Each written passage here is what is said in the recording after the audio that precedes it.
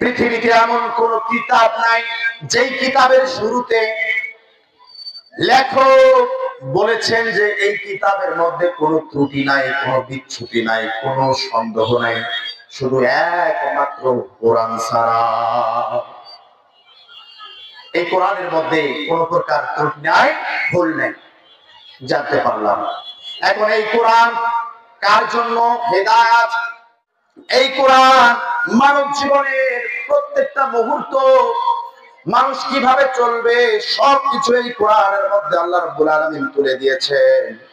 এই কোরআন যদি আমরা না পড়ি, এই কোরআন যদি আমরা না শিখি, এই কোরআন যদি আমরা না জানি, তাহলে আমরা বিশাল ক্ষতির মধ্যে পড়ে যাব।